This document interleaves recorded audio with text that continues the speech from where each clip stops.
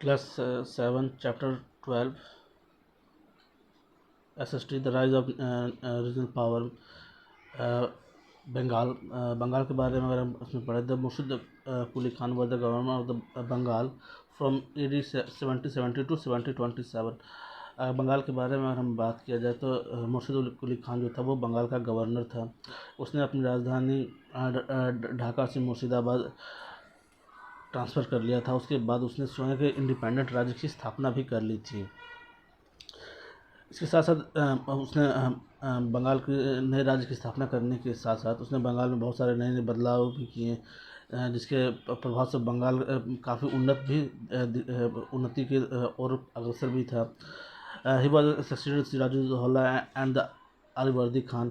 The province of the Bengal prospered under this rule, recognized the administration by the removing the corrupt and the inefficient जागीरदार। उसने अपने शासनकाल में बंगाल से जो corrupt जमींदारी प्रथा थी उसको समाप्त करने की कोशिश की, और जो हिंदू थे उन्हें इस जमींदारी की प्रथा को सौंप दिया, ताकि जो जमींदारी की जो प्रथाएं थी उसको समाप्त करने की कोशिश की जा सके। नेक्स्ट टॉपिक जो हमारा है Hyderabad. The state of Hyderabad was founded by the Nizam ul Mulk. He was the governor of the Deccan. The state Hyderabad founded by the Nizam ul Mulk. He was the governor of Deccan. वो डेक्कन का गवर्नर था। इसके साथ साथ he was one of the major leader who the have the Mughal empire in the overthrowing the Sayyid brothers. इसके साथ साथ वह मुग़ल एम्पायर से मिले हुए होने के कारण से उन्होंने मुग़ल एम्पायर को दक्षिण भारत के कई युद्धों में बहुत सारी मदद की, जिसकी वजह से दक्षिण भारत में मुग़लों को इतनी आसानी से जीत भी मिल सकी। बाद के समय में उन्हें दिल्ली बुला लिया गया था, मगर कुछ समय के बाद वो वापस हैदराबाद लौटते हैं और वहाँ पर फिर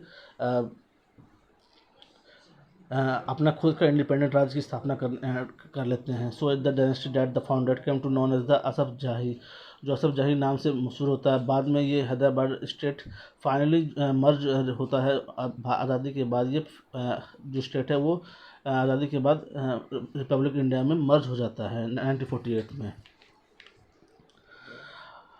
अवध के बारे में अगर बात की जाए, अवध एक उत्तर प्रदेश का हिस्सा है, जिसके बारे में हम यहाँ पढ़ने जा रहे हैं। Shahad Khan was another important officer who had help the Mughal empire in the overthrowing the Sayyid brother.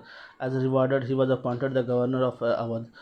Shahad Khan was another important officer जो थे, जिन्होंने मुगल एम्पायर को बहुत सारे युद्ध में अवध की और उत्तर प्रदेश के इलाकों में जो सारी लड़ाइयाँ हुई उसमें बहुत सारी उन्होंने मदद की, जिसके कारण से उन्हें अवध का गवर्नर भी बना दिया गया था। ही सन was Safdar Jung, who succeeded him as the Nawab, also became the वजीर ऑफ मुग़ल।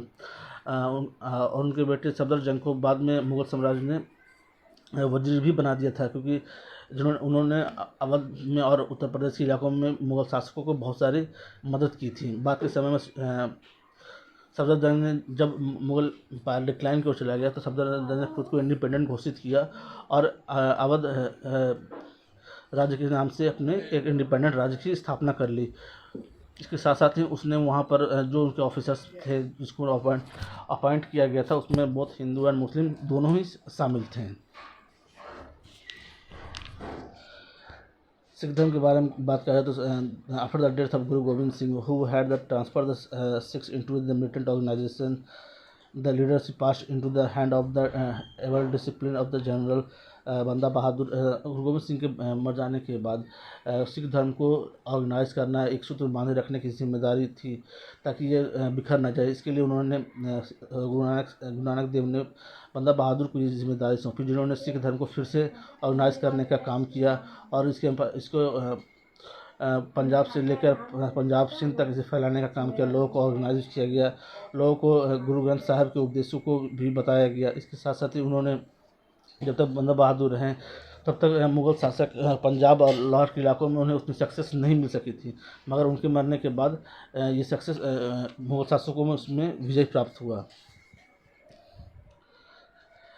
पंजाब को थोड़ी मोड़ी मुश्किलों का सामना नहीं करना पड़ा था। बीच के समय में उन्हें नादिर शाह और अहमद शाह अब्दाली जैसे लोगों से भी निपटना पड़ा, जिससे पंजाब की शासन व्यवस्था अस्त व्यस्त रही और सिखों को इसके लिए बार बार लड़ाइयों का भी सामना करना पड़ा था।